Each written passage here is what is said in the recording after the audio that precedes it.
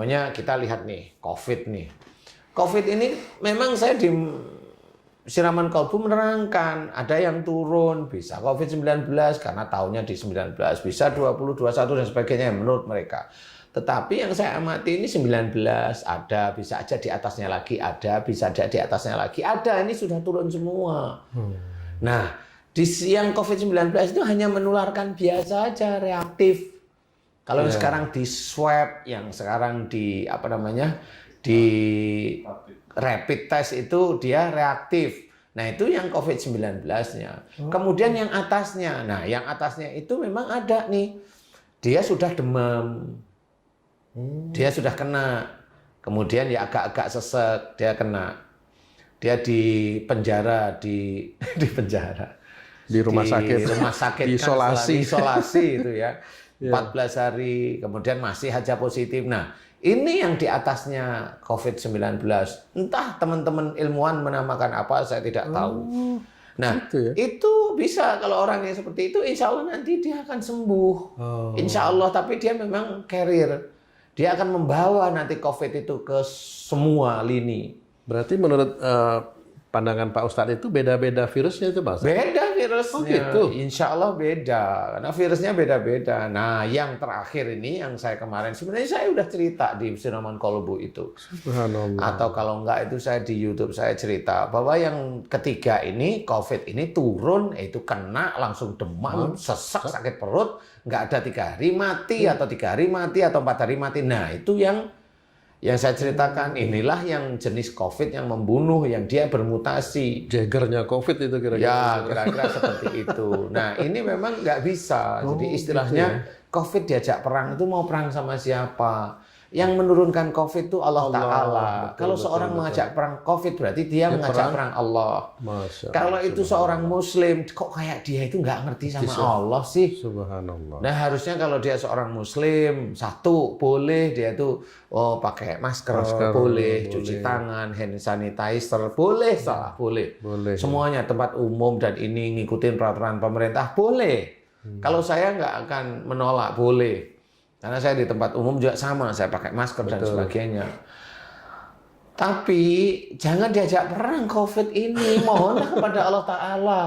Karena yang akan menarik COVID itu Allah. Bukan manusia yang merasa dirinya hebat, enggak. Manusia itu hanya sebatas ikhtiar. Subhanallah. Sama seperti seseorang mencari rizki. Orang itu banyak yang ingin jadi presiden, tapi kan yang jadi satu. Nah, iya betul. Kan betul. Banyak orang yang ingin jadi jenderal, ya banyak juga yang enggak. Banyak sekali orang yang jadi pengusaha, banyak lagi yang enggak, kan gitu.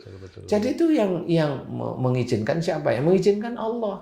Nah, COVID itu yang menurunkan siapa? Allah sebenarnya. Makanya di sini sama. Orang yang saya cerita, orang yang terkena COVID rata-rata satu orangnya emosional.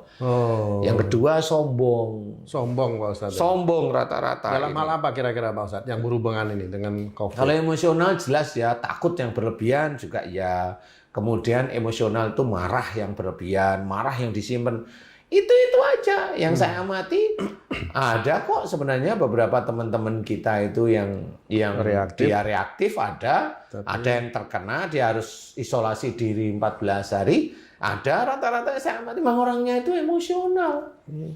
Nah emosional memang. Nah disitulah kena. Nah orang-orang sombong sama.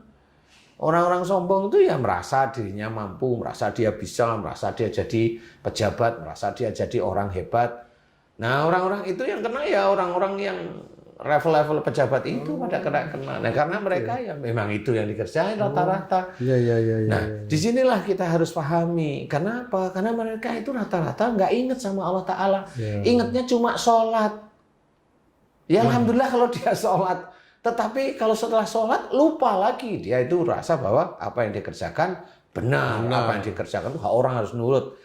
Kan nggak bisa seperti itu. Belum lagi kalau mereka sholat itu untuk melancarkan keinginannya. Rata-rata memang seperti itu. Bukan niatnya karena Allah. Karena niatnya bukan karena Allah Ta'ala. Nah inilah yang harus kita ketahui bahwa jangan ibadah kita itu kita jual dengan duniawi. Masya Allah. Sholat hanya untuk jabatan. Jangan. Astagfirullah. Walaupun dia itu mengawalinya dengan bismillah, tetapi hatinya itu ingin jabatannya tinggi. Nah, itu dibaca oleh Allah Ta'ala. Mulut atau hati sebenarnya. Nah, itulah yang jarang sekali. Makanya kita harus pahami orang-orang yang meninggal karena sihir, Betul. karena COVID, itu haknya Allah Ta'ala. Haknya Allah. Masa nanti kalau orang meninggal karena santet, sukmanya ditawan Tawan oleh. sama dukun santet. Jadi Kali ya. Tapi nanti ya. seperti itu ya, Kemudian Mas, orang ya. yang meninggal karena COVID, dia akan Ya kan? jadi antek-anteknya COVID. Ya kan nggak betul, seperti itu. betul itu. Masya Allah, betul. Karena orang nanti kalau meninggalnya ketabrak truk, dia akan Ya jadi kan? kena truk. Iya, nggak seperti itu. Astagfirullah. Nggak Ya, semuanya ya, nggak. ya. Kematian itu haknya Allah Haknya Ta'ala. Cuma memang kita harus menjaga kematian yang akan kita inginkan itu kematian yang bagaimana? Betul. Husnul khotimah atau su'ul khotimah. Jadi itu harus pahami. Kalau kita ingin benar-benar husnul khotimah, belajarlah untuk tidak melakukan dosa walaupun sulit. Tidak melakukan dosa, jangan ngomong yang ngawur. Ya. Mulut nggak ngomong, jempolnya ini loh. Ya. Sama aja itu Pak. Sama aja. Sama aja ya. Dia nggak ngomong jempolnya, sama ini atribut. Perang di medsos. Ya, perang di medsos nggak Masya usah. Allah. Ya, difitnah nggak usah diladenin, biasa aja. iya. Nah, ini kita harus pahami bahwa kematian seseorang tentang dia matinya karena santet bukan karena santetnya, karena dosanya aja dia mati. Iya. Untuk apa? Ya kita tidak tahu untuk apa, tetapi karena Allah menginginkan dia mati.